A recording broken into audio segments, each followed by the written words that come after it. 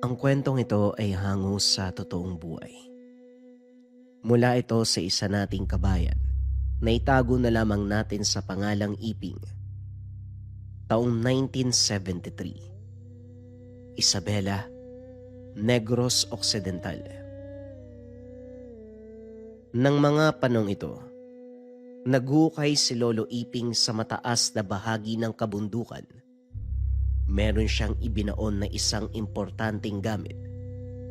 Ayon kay Lolo Iping, napapanahon na upang iwanan siya roon.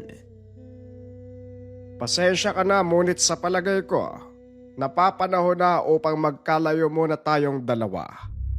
Gusto ko munang matahimik ang aking buhay. Ayoko munang makasama ka. Paglalaanan ko muna ng panahon ng aking pamilya. Matapos itong sabihin ng matanda, humagupit ang malakas na hangin na tila ba hindi to pumapayag sa nais niyang mangyari. Habang ginagawa ang bagay na ito, ramdam niya na merong nagmamasid, kaya sinabi niya ang mga kataga. Kung sino ka mang demonyo ka na nagbabalak kunin ang bagay na ito, sinisigurado ko sa iyo na mamamatay ka. Matapos ang ginawa, naglakad na ito paalis. Ngunit hindi kaagad dumiretso sa mismong bahay. Sa halip ay pumunta ito sa kanyang anak. Ang araw na ito, ang panahon kung kailan isisilang ang apo. Buti naman po't dumating na kayo. San kayo nang galing? Kanina pa kayo hinahanap ni Maya. Wika ni Nilo. May nilakad lang akong importante. Mas importante pa ba yan sa apo nyo, tay? Nilo, pwede bang huwag ka nang manisi? Manganganak na ang asawa mo. Maya-maya pa, isinilang na ni Maya ang isang malusog na sanggol na lalaki at ang sanggol ay pinangalanan na Estong. Tignan niyo mga anak, kamukhang kumukha ko ang apo ko. Kamuka, wala nga hong nakuha sa mukha nyo eh. At sana nga hindi nagmana sa inyo. Ano? Ano yun nila? Ano sabi mo? Anong ibig mong sabihin? Wala ho. Wala po, tay. At bakit nga po pala Istong? Ay hindi bale na. Ikaw na ang nagpangalan eh. Nilo, wag ka nang makipagsagutan kay Itay. Wika ni Maya. Nga pala, total nandito na ang apo ko. Uuwi na muna ako. Tay, wag na ho kayong babalik dun sa kubo nyo ha. Bukod sa malayo, marami ka pa munang pagdadaanan bago makapunta dun eh. Biruin mo ha, dadaan ka pa ng malapad na ilog. Buti sana kung may tulay dun eh. Hawakan lang yung magagamit mo dun. Paano kapag nasira yun sa malakas na agos ng tubig? Siguradong tatangin ka, tay. Mula dito hanggang doon, humigit kumulang 2 oras ang lalakarin. Hindi ba kayo napapagod? Ano naman kung tumaas ang tubig? Nilo, matagal na ako nakatira doon. Hindi na ako pwedeng mapagod. Tay, ang akin lang naman, matanda na ho kayo. Isa pa umuulan ngayon oh. Baka matalisod kayo sa daan. Naku, huwag ka ngang mag-alala sa akin. Ay nako, si tatay talaga oh. Sa daanan pauwi, isang tahanan ang nasusunog at pinagkakaguluhan. Hindi niya magawang makiusyoso dahil ang pamilyang nakatira doon ay may galit kay Lolo Iping. Dati kasi, pinaghihinalaan nila ang matanda na ito daw ang nangkukulam sa kanyang anak. Habang naglalakad, nakasalubong niya ang lalaking nakaaway noon. Tatay Iping, buhay ka pa pala. Iho, ang bahay mo nilalamon na ng apoy. Alam ko yung tanda, bulag ka ba? Hindi mo ba nakikita tong dala kong timba puno ng tubig? Bago ka makipagdaldalan dyan, unahin mo yung apoy sa bahay mo. Ikaw tanda may araw ka rin sa akin. Sinisigurado ko yan. Wika ng lalaki, nagpatuloy na sa paglalakad. Paglabas ito sa baryo, mga kabataan namang naliligo sa sapa ang naabutan. Pinagsawalang bahala na lamang ng matanda ang mga matatalim na titig nito. Alam niya sa sarili na ang mga utak ng kabataang iyon ay nilaso na ng mga magulang. Ang matanda kasi ang pinagkakamalang mangkukulam sa kanilang baryo. Makalipas ang ilang oras, narating na ang kubo. Tahimik ang paligid. Tanging maririnig dito mga kuliglig sa gabi. Dito na tumanda si Lolo Iping. Doon na rin niya naramdaman ang unti-unting pagbabago. Habang nakaupo sa labas ng kubo at nagpapahinga. Ay, napakasarap talaga mabuhay ng walang tangad. Kung kailan pa ako tumanda, ngayon ko pa talaga naramdaman ang mga bagay na to. Hindi mo na sana pinilit na magbago. Malapit ka nang mamatay. Napatingin ang matanda sa tinig. Kaso nga lang wala itong nakita. Maya-maya pa isang malakas na pagtawa ang umalingaw-ngaw sa lugar. Nang dumako ang tingin sa puno ng santol, may nakitang figura ng isang malaking lalaki. Kung sino ka mang demonyo ka, hindi ako natatakot sa'yo. Ilang segundo lang ang nakalipas, tumawa ang nilalang. Ngayong wala ka ng tangan, sisiguraduhin ko sa'yo na mamamatay ka. Matapos magsalita ng nilalang, sa isang kisap mata naglaho na ito sa kinakatayuan. Mabilis na pumasok ang matanda. Sinarado ang mga bintana at pintuan. Lumipas ang sumunod na araw. Kahit wala ng dalang tangan, nagagawa pa rin ng matanda na magdasal.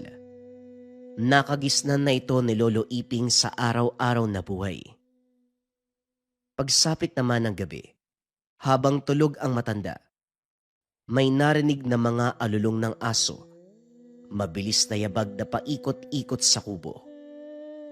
Iping, sinasabi ko na nga ba't darating ang panahon na mawawalan ka na ng malakas na tangan? Sariwa pa rin sa aming isipan ang mapait na sinapit namin sa kamay mo. Napamulat ng mata ang matanda dahil sa boses na narinig. Alam niya sa sarili na ito ay boses ng isang aswang. Ito ay isa sa mga nakalaban. Natawa na lamang ang matanda sa loob ng kubo. Ay nako, wala man akong tangan, kaya ko pa rin kayong labanan. Bakit hindi mo subukan? Bumangon ang matanda at sumilip sa bintana. Kahit madilim ang paligid ng mga oras na yun, alam niya na merong nilalang sa bakuran. Kayo na naman. Hindi pa ba pagod ang dewa nyo kakatugis sa akin? Ano? Pagod? Hinding-hindi kami mapapagod hanggat may natitira pang hininga sa katawan mo. Kung ganon, ito na ang pagkakataon nyo. Nandito lang naman ako eh. Pumasok kayo kung gusto nyo, mga gabunan! Hinintay ng matanda ang pagsalakay ng mga aswang. Pero kahit isa sa mga ito ay walang kakayahan na pumasok sa loob. Hinayaan lamang ito ng matanda at bumalik sa pagkakatulog. Kahit kinakalmot ng mga ito ang dingding ng kubo, wala pa ring pakialam ang matanda. Kinabukasan habang nagwawalis, kitang-kita ang mga bakas ng lalaki sa gilid ng bahagi ng kubo. Nasira ang paligid at ang dulong bahagi ng bubong ay may tuklap na. Kung ganitong uri ng pananakot ang gagawin sa akin, hindi tatayo kahit isa sa balahibo ko sa katawan. Inayos niya ang mga nasirang bahagi ng kubo. Matapos ng gawain, nagpatuloy na sa mga dapat gawin. Ang ikinabubuhay ng matanda ay pagbebenta ng mga gulay. Nang makakuha na ito ng sapat na paninda, pumunta ng baryo upang ibenta. Sa paglalakad niya ay may nakasalubong na dalawang lalaki. Nagmalasakit ang dalawa at inalok na tutulungan siya sa pagbaba ng mga dala papunta sa bayan. Hindi po ba kayo nahihirapan dyan, Lolo? Amin na ho, tutulungan po namin kayo. Nakita mo na ang sitwasyon ko eh. Ano bang masasabi mo? Pasensya na ho kayo. Pero wag na kaya ko to. Salamat na lamang, humayo na kayo. Parang may importante kayong lakad eh. Oo, meron kaming importanteng pupuntahan. Kung ganun pala, sige na. Huwag niyo kong alalahanin. Bilis na. Tinanggihan ng matanda ang alok na tulong ng dalawa. Nagpatuloy siya sa paglalakad. Pagdating niya sa barangay kung saan naninirahan ang anak, sumaglit muna siya roon. Nakita ang mga taong may galit sa kanya. O tay, buti naman napadalaw kayo dito. Bakit narito ang mga taong yan, Maya? Si Nilo kasi, kinuha silang mga ninong. Atay, ibaba niyo muna yan. Ay naku, Maya. Dapat kinikilala niyo muna ang mga tao bago niyo tanggapin sa tahanan. O Tandang Iping, ikaw pala. Oo, ako nga. Pagpasensya mo na ako sa binitawan kong mga kataga kahapon. Dala lang unang alak. Nakuha mo pa talagang maging ninong. Samantalang kinain na ng apoy ang bahay mo nung isang araw lang. Sinadya ko ho talaga yon. Sinadya? Wala ka na yata sa sarili mong pag-iisip, iho. Siyempre naman, para mapalitan ko ng mas magandang bahay. Marami akong pera eh. Eto nga kinuha ko ng anak mo na maging ninong. Nilo, kailan bibinyagan ng apo ko? Sa makalawa po tay. Nakausap ko na po yung pari dyan sa simbahan. Simula daw sa susunod na linggo marami na siyang gagawin eh. Punta po kayo tay ha. O siya, sige. Alis na ako. Umalis na ang matanda. Nagsimulang maglako ng gulay sa merkado. Maaga namang naubos ang paninda ng araw na yon. Salamat mga suke ha. Maraming salamat sa'yo. Wika nito. Matapos maglako, dumiretso sa bahay ng anak upang ibigay ang pera. Sa ganitong paraan makakatulong sa binyag ng apo. Naku tay, nag-abala pa po kayo. Wag na po, may naitabi kaming pera dyan para sa binyag ni Estong. Gamitin niyo na lang po yan para may pambili kayo ng ulam. Wag mo kong alalahanin, iha. Matanda na ako. Pag-uwi sa kubo, malayo pa lang, nakita na ang mga pananim. Wasak-wasak. Ang iba ay nabunot na. Galit na galit ang matanda sa nakita. Wala naman siyang mapagtatanungan kung sino ang may gawa dahil mag-isa lamang nakatira sa lugar. Hanggang sa naisip na baka yung dalawang lalaking nakasalubong kaninang umaga. Malalaman ko din yan. Kahit wala akong mapagtanungan. Pumasok ang matanda sa silid. Kinuha ang iilan sa mga importanteng bagay. Ito ang pamamaraan upang malaman kung sino ang mga salarin na sumira ng mga pananim. Hawak ang isang lumang patpat, nag-usal ng mga dasal. Kung sino mang hayop na sumira sa aking taniman, pumunta ka sa aking tahanan ngayon din. Ilang minutong lumipas matapos magsalita. Isang nilalang ang pumunta sa bahay. Patuloy itong dumadaing. Aray! Ikaw na naman, aswang! Kami ang sumira sa pananim mo. Hayop ka. Hindi ka talaga tao, no? Sa panlabas, oo. Pero ang budhi mo, nangingitim sa pagkademonyo. Sa pakiramdam ng aswang, para siyang kinukuryente. Paulit-ulit na tinutusok ng karayom ang buong katawan. Matapos magsalita ng matanda, kinuha nito ang lumang itak at naglakad sa harapan ng aswang. Noong isang dipa na lamang ang pagitan, bumuelo ang matanda at hinataw ng malakas ang ulo nito, dahilan para humiwalay sa katawan. Lumipad ang ulo ng aswang, kasabay nun ay sinipa ang katawan. Wala man akong tangan, kailanman hindi niyo ko mapapatay. Hinatak ng matanda ang katawan ng aswang patungo sa likod ng bahay. Doon ay may butas. Butas na kakasya ang isang tao. Tinapon ng matanda ang labi sa butas. Kasabay ng paglagay ng mga tuyong dahon at kahoy, sinunog ng matanda ang bangkay. Pasensyahan tayo. Masyado na kayong namimihasa. Mabilis na naging abo ang katawan ng aswang. Ang samyo ng sunog na laman, kumalat sa paligid. Mabilis na pumasok sa loob ng kubo ang matanda. Kumuha ito ng garapon na may mga halaman, naglagay ng langis sa mangkok. Binuhos ito sa butas at muling sinilaban. Doon ay umalingasaw ang amoy ng mabangong bulaklak. Ang amoy na yon, naging kapalit ng amoy ng nasusunog na laman.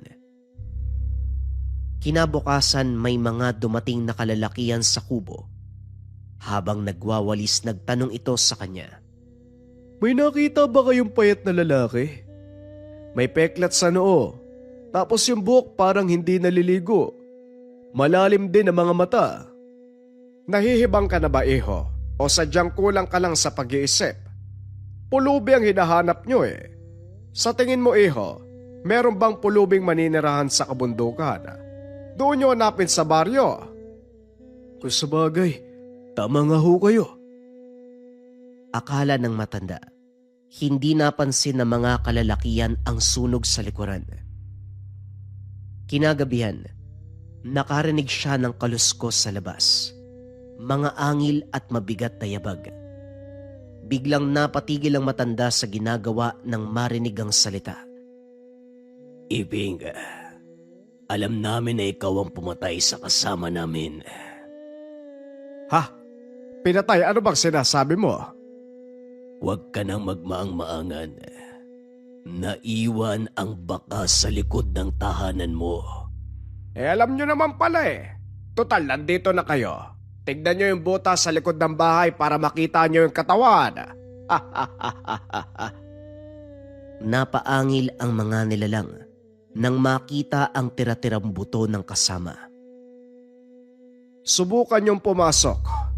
Kung makakapasok kayo, bukas ang pintuan ko para sa inyo. Sinubukan ng mga nilalang na pumasok sa lugar. Bukas ang pintuan sa harapan at sa likod. Ngunit sa bawat takbang ng mga ito, nakakaramdam sila ng hapdi. Kaya puro pagbabanta na lamang ang ginawa nila. Puro naman kayo banta. Wala namang gawa, mga inutil.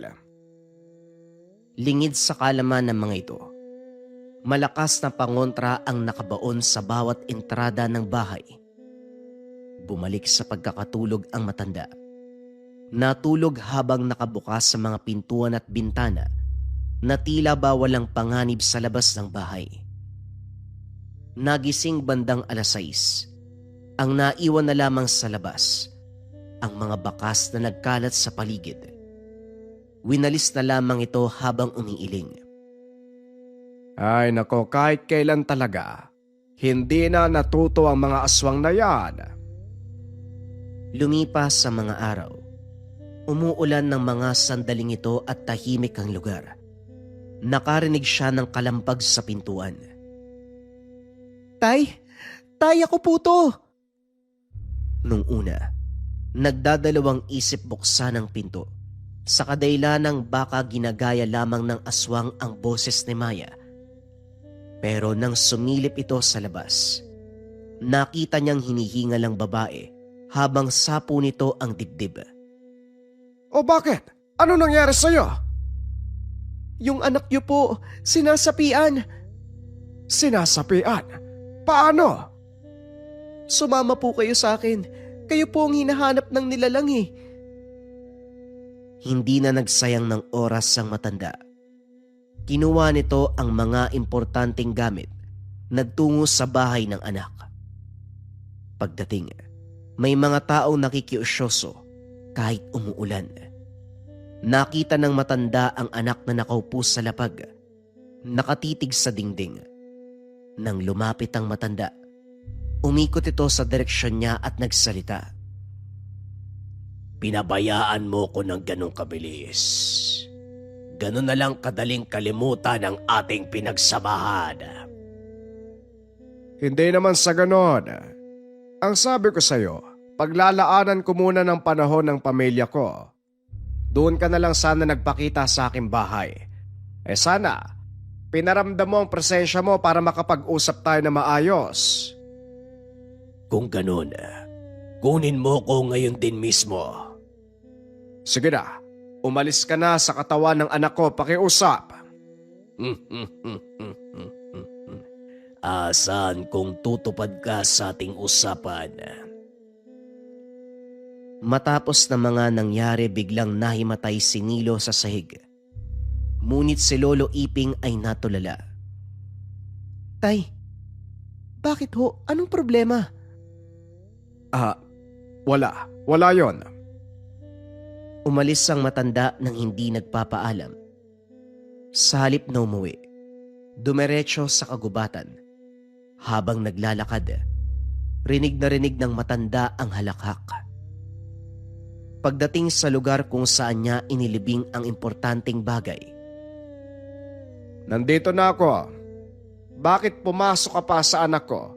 Kung pwede ka namang magpakita sa akin. Isa pa, matanda na ako. Kaya nga kita binaon dito dahil gusto kong paglaanan ng panahon ng pamilya ko. Ano ang gusto mo?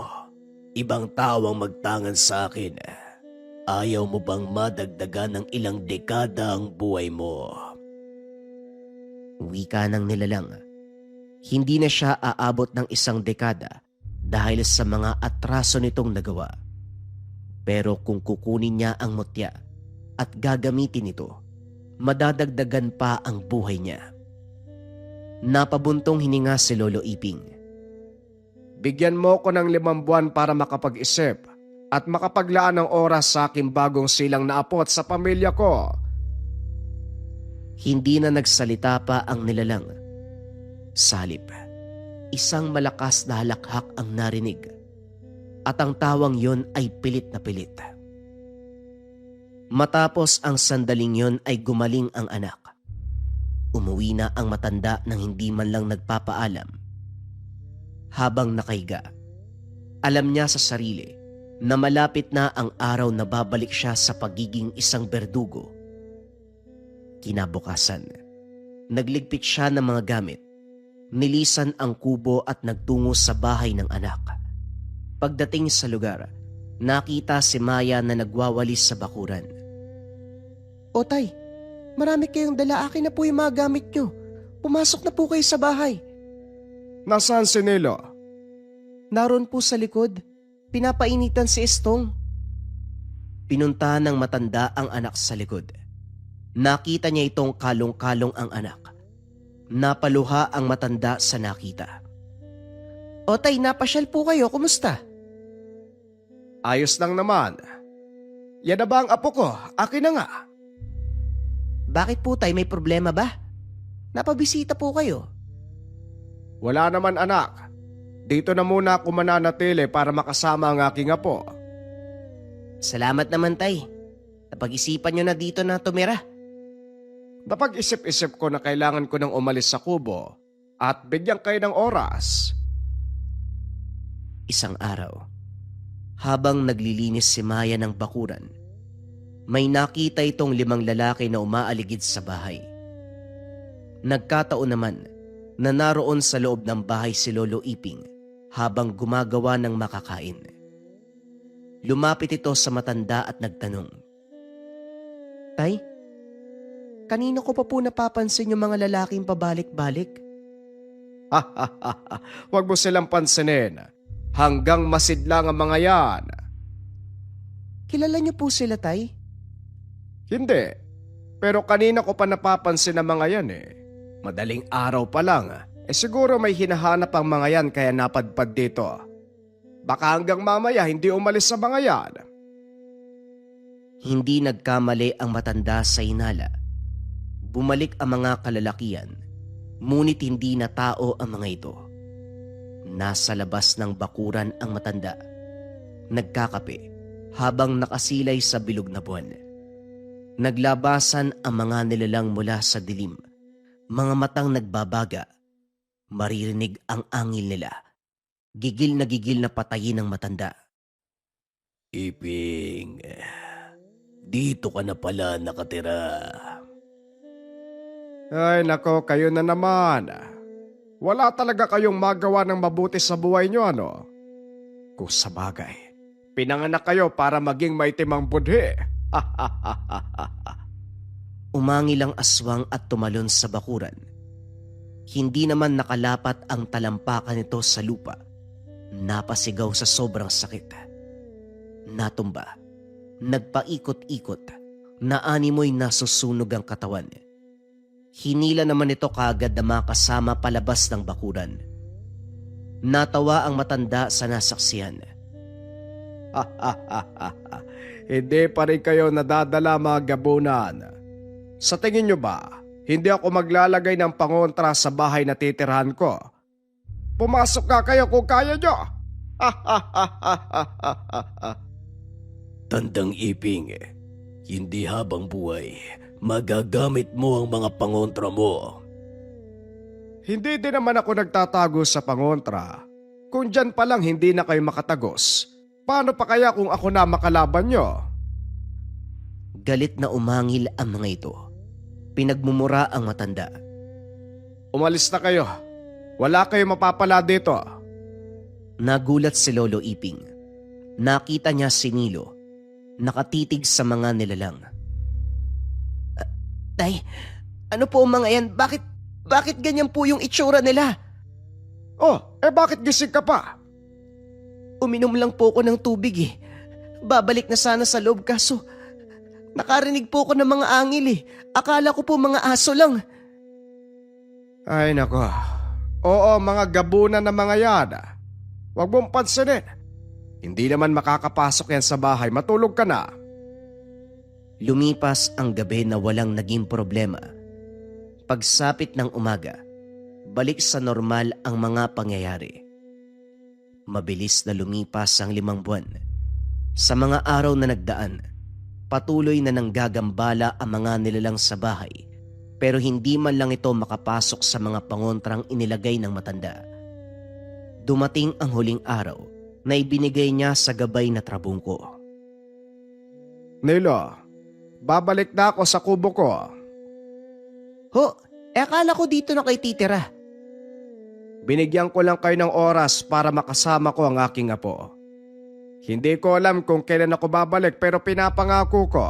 Sa pagbabalik ko, hindi na ako aalis pang muli. Tay, tama na. Dahil ba to sa mga nilalang na nakikita mo? Oo. Ang mga nilalang na yon, hindi sila titigil ang pagbisita dito. Inubos ko ang kanilang lahi.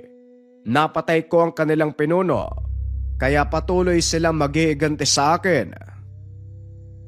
Pinaliwanag pa ng matanda ang mga bagay-bagay na nagawa noon. Mga kasalanang hindi na maibabalik pa. Kung ganun po, ipagdarasal po namin ang kaligtasan nyo. Mag-iingat po kayo, tay, ha? Sana makabalik po kayo. Huwag kayo mag-alala. Babalik ako ng buhay. Estong apo, magpapakabait ka dito ha. Matapos ang pag-uusap, nag-impake na ang matanda at umalis. Nag-iwan ng ngiti sa mga anak. Pumanhik patungo sa bundok. Habang naglalakad, narinig ang malakas na halakhak. Natutuwa ang mga nilalang. Bumalik na ang matanda sa lugar. Nang makarating sa kubo, nagpahinga muna. Sumapit ang 6:00 ng gabi. Nagdasal ang matanda para sa mga gamit. Muli na namang narinig ang malakas na halakhak sa paligid. Mukhang hindi ka na mapakali ha. Huwag kang mag-alala. Malapit na. Iping, kunin mo ko. Nangangalawang na ako. Gusto ko lang lumaban. Yun naman talaga ang gusto mo noon pa man eh. Hindi na ako magugulat. Lumabas ang matanda sa kubo. Kasabay nito ang pagsimoy ng malamig na hangin. Ramdam ng matanda ang gaan ng paligid. Pumaikot ito. Nagwika ng panalangin sa may likha. Ama, sana patnubayan mo ko sa bawat desisyon sa buhay. Huwag niyong hayaan na mapahamak dahil may nag-aantay sa aking pagbabalik. Pagdilat ng mga mata, kagad pumunta sa kagubatan. Habang naglalakad, may mga kaluskos na naririnig sa paligid. Ngunit walang makikitang takot sa mukha ng matanda. Normal na naglalakad sa daan. Hanggang sa makarating ito sa lugar kung saan niya inilibing ang trabungko ng ahas. Kung paano niyang iniwan ang lugar, ganun pa rin sa kanyang pagbabalik. Hinukay ng matanda ang lupa. Papalakas ng papalakas ang tawa na naririnig. Hanggang sa makuha niya ang kahon. Isang dangkal ang haba nito. Pagkahawak na pagkahawak, tumunog ang bagay sa loob ng kahon. Galak na galak sa pagkuha sa kanya. Pagbukas ng matanda sa kahon, hindi na ito gumagalaw. Kinuha ang berdeng bato na hugis paryaba. Napakalamig ng batong yun. Isinuot ang mutya sa kanyang liig. Narinig ang tinig ng gabay. Salamat naman at tinupad mo ang ating usapan. Ngayon maglilinis tayo ng bakuran. Huwag kang mag-alala. Bibigyan kita ng laban na siguradong magugustuhan mo, kapre. Lumabas mula sa likod ng isang malaking puno ang matipunong lalaking kulay itim ang katawan. Dilaw ang mga mata. Hawak-hawak ang tabako. Nakaipit sa mga ngipin. Nakatingala ang matanda habang nakatitig sa kapre. Lumipas ang ilang araw matapos makuha ang trabungko. Gumaan ang pamumuhay. Naging mayabong ang mga pananim. Walang hirap na nabubuhat ang mga mabibigat na bagay. Hanggang sa sumapit ang isang gabi. May paparating na mga bisita. Salubungin mo sila ng may galak. Dumiretso ang matanda sa labas ng bahay. Naupo sa bangko habang may hawak na kape. Itinago ang presensya ng mutya sa kanyang dibdib upang hindi mapansin ng mga kalabang paparating. Ilang minuto pa ang nakalipas. Narinig na ang mga pag-angil hindi kalayuan sa kubo. Habang humihigop ng kape, naaninag ang mga ito na nakatago sa mga puno. Walang saysayang pagtatago nyo. Lumabas na kayo upang mapaaga ang paglisan nyo sa mundo. Mula sa puno ng akasya, may tumalo na isang lalaki na nakahubad pang itaas. Mabalahibo ang muka at katawan. Tandang Ipig, naaalala mo pa ba ako? Eh hindi, sino ka ba? Kamag-anak ba kita? Ako na lang ang natira sa aking pamilya. Mga lahi ng gabunan na inubos mo nung maggasik ng kaguluhan sa aming tribo. Nagsama ka pa talaga ng mga lintik. Mga pipitsuging nilalang ang kasama mo. Hindi matutuwa ang kaibigan ko dyan. Unti-unting naglabasan ang mga tiktik mula sa likod ng puno. Nanlilisik ang mga mata. Nakalabas pa ang mga dilang sumasayaw. Sa pagkakatanto ng matanda, nasa 8 ang bilang ng mga ito kasama ang gabunan. Itinapon ng matanda ang kanyang baso na may lamang kape. Kasabay nun ang paglabas niya sa bakuran ng kubo. Ilang hakbang pa lang ang nagagawa. Lumitaw ang gabay na kapre sa likuran. Nagulat ang mga gabunan sa nasaksiyan. Isang tiktik ang lumundag patungo sa matanda. Kaso sa ere pa lamang sumalubong na ang dambuhalang kamay ng kapre. Tumilapon pabalik ang nilalang. Tumama sa puno. Kagad nawalan ng buhay sa lakas ng pagkakatama. Si Lolo Iping naman, kampanteng naglalakad patungo sa kumpol ng mga tiktik. Nang ilang hakbang na lang ay nagsalita ito. Ano? Titingin na lang ba tayo dito o maglalaban? Umangil ang 2 tiktik. Sumugod sa matanda. Binunot ng matanda ang mutya sa dibdib. Hinawakan ito ng maigpit sa kamao. Nakipagbuno ang matanda sa mga ito habang umiilag sa mga kalmot at kagat. Sa isang banda, patuloy na pinapatay ng gabay ang mga kalaban habang si Lolo Iping madaling napatumba ang dalawang tiktik. Sa bawat suntok ng matanda, unti-unting nawawala ng lakas ang mga ito na animoy hinihigop ang lakas ng katawan nila. Iniwan ng matanda ang mga ito na parang lantang gulay. Pumunta sa kinaroroonan ng gabay upang tumulong. Huwag kang mangyalaba. Hayaan mo kong makipaglaro. Manood ka lang dyan. Hindi na sumagot pa ang matanda. Sa halip bumalik sa kubo at nagbuhos muli ng kape. Sa muling paglabas, patuloy pa ring nakikipaglaban ng kapre. Ngunit ang natitira na lamang ay ang gabunan at isang tiktik. Paglundag ng tiktik sa likod ng kapre, sinalubong nito ang kamao ng nilalang. Tinamaan.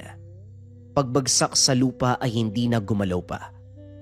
Humarap muli ito sa gabunan na kasalukuyang kompleto na ang anyo. Sige lang. Paligayahin niyo ko ngayong gabi. Hindi sumagot ang kalaban. Sa halip ay umangil ng malakas at buong puwersang kinalmot ang kapre. Mabilis lamang itong nailagan ng kapre na tila ba nakikipagpatentero lang sa aswang. Tapusin mo na yan matutulog pa ako. Ay nako, mahilig talagang makipaglaro. Ilang segundo pa ang nakalipas. Sa muling pagsunggab ng aswang, isang malakas na bigwas ang tumama sa lalamunan dahilan upang matapos ang buhay nito. Natawa ang kapre, kasabay nito ang paglabas ni Lolo Iping sa bakuran. Talagang natutuwa ka no? Pinaglalaroan mo ang kalaban. Hayaan mo ko, Iping. Yun lang ang nagbibigay sa akin ng saya. Gusto mo bang ako na magligpit ng kalat na ito? Wag na. Ilagay mo lang sila malapit sa puno ng nakailera. Kinuha ng kapre ang mga bangkay at tinipon sa isang puno. Nag-usalang matanda. Sa kamay nito lumabas ang isang liwanag. Nagliliwanag na sibat. Sinibat ang kumpol ng mga labi. Pagkatama ng nagliliwanag na sibat, tumalikod na ito. Pumasok na sa kubo. Naging abo ang mga labi.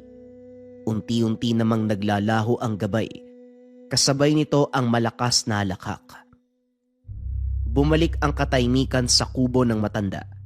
Natulog ito matapos ang mga kaganapan.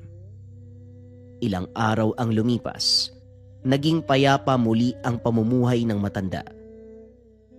Isang araw, habang nagunguya ng mga gulay sa taniman, napansin ng matanda na may mga paparating na kalalakihan. Nasa higit 10 ang bilang nila. Nakilala nito ang lalaking nasa harapan ng grupo. Si Gaspar, ang kanang kamay ng pinunong gabunan na napatay niya. Tandang Iping, may nakita ka bang lalaki na napadpad sa baluarte mo? Ha? Lalaki? May nakita ka ba dito maliban sa akin? At saka, bakit ba pag may nawawala dito, sa akin kayo pumupunta? Hanapan ba ako ng mga nawawala? Umalis na kayo, nagsasayang lang kayo ng oras. Binabastos mo ba ako, tanda? Maswerte ka at nakakatayo ka pa ngayon. Dahil kung hindi, kanina ka pa pinagfiestahan. Lalo na't wala ka ng tangan. Makiramdam ka muli. Alam mo madaling sabihin yan, iho, pero napaka-imposibleng mangyari ang bagay na yan.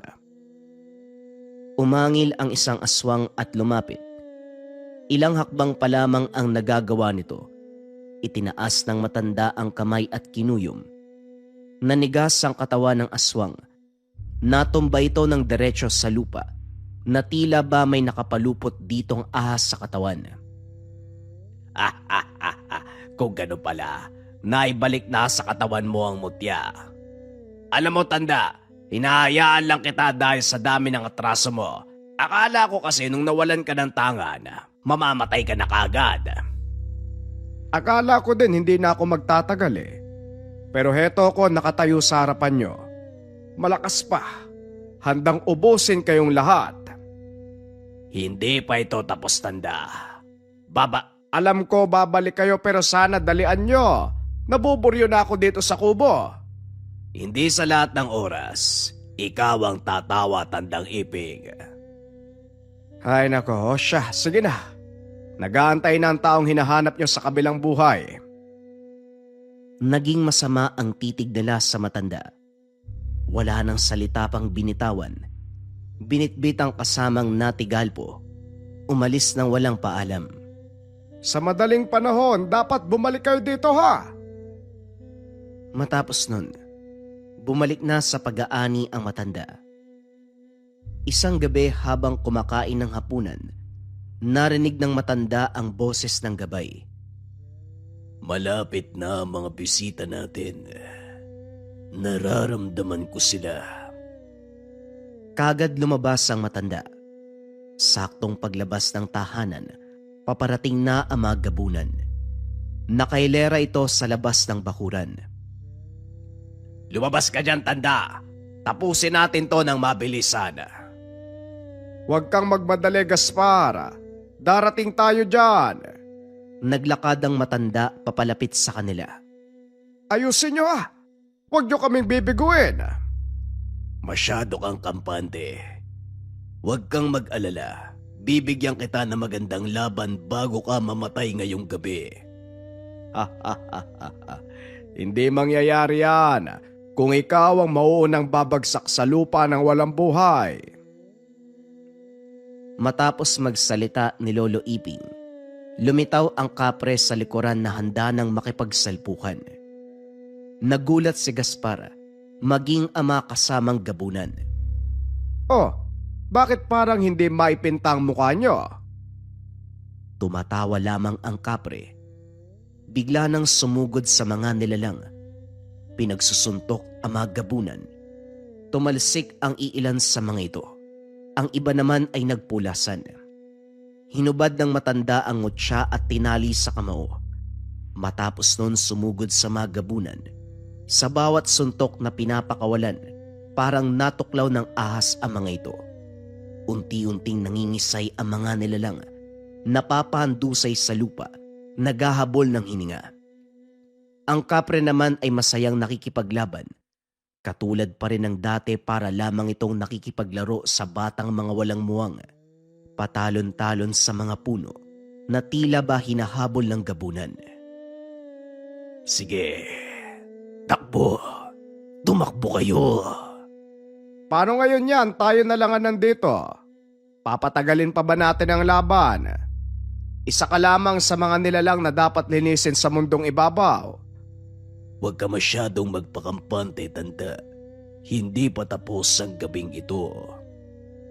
Alam mo, katulad ka din ng pinuno nyo eh.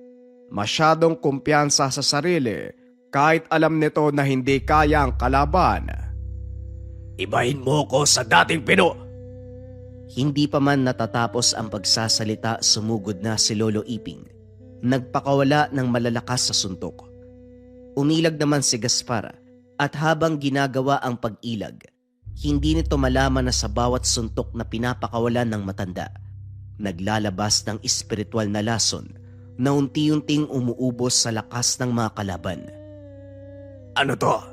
Bakit naghihina ang katawan ko? Yan ang pagkakamaling nagawa ng iyong pinuno. Ang pagiging kampante sa sarili. Kita mo na kung anong nagagawa ng pagiging kampante. Itinaas ng matanda ang kamay. Ikinuyom ito. Sa isang iglap pinuluputan ng spiritual na ahas ang katawan ni Gaspar. Ngayon, hindi na ako magpapakita ng awa sa mga katulad mong maitim ang budhi. Mas lumala pa ang pagkapit ng espiritual na ahas sa katawan ng aswang. Ilang segundo lang ang lumipas. Tumirik ang mga mata nito at nawalan ng buhay. Sa kabilang banda, naglalakad pabalik ang kapre. Masama ang mukha nito. Halatang di ka natuwa sa mga kalaro mo. Walang kwenta. Hindi man lang ako pinagpawisan. Natapos ang gabing yon ng madugo. Ngunit sa kabila ng labanang naganap, Hindi mo makikitaan ng pagod ang matanda. Nilinis ng dalawa ang mga labi. Inilibing sa kagubatan. Matapos ang gabing yun, napagpasya ng matanda na tanggapin ang kapalaran bilang isang berdugo. Bumalik sa bahay ng anak at doon nanirahan ng permanente. Kasama nito ang gabay na kapre. Nililinis nila ang baryo. Ang mga nilalang na may galit sa kanya ay palihim na inuubos. Ang mga aswang na patuloy na nanggagambala, inuubos ng matanda. Sa bawat laban na nagaganap, masaya itong sinasalubong ng gabay na kapre na parang baliw sa pakikidigma. Mabilis na lumipas ang mga taon, mga dekada at nagpahinga na si Lolo Iping. Ngunit bago ito lumisan sa mundong ibabaw, naikwento ni Lolo Iping ang mga karanasan sa apo na si Estong. Ang mutya ay pinamana sa apo na isa ng ganap na albularyo. May pagkakataon na bumibisita ang kapre kay Estong, pero palagi nitong pinapaliwanag na ibang landas ang gusto niyang tahakin. Ngunit minsan, hindi may iwasan na makatapat ito ng mga aswang. Tuwang-tuwa naman ang kapre kapag may kalaban na mga nilalang. Sa kasalukuyan, tangan-tangan pa rin ni Estong ang mutya na binigay ng lolo. Pero habang buhay nakatatak sa kanyang isipan ang kwento ni Lolo Iping, ang unang nagtangan ng mutya ng trabungko ng ahas at may gabay na kapre.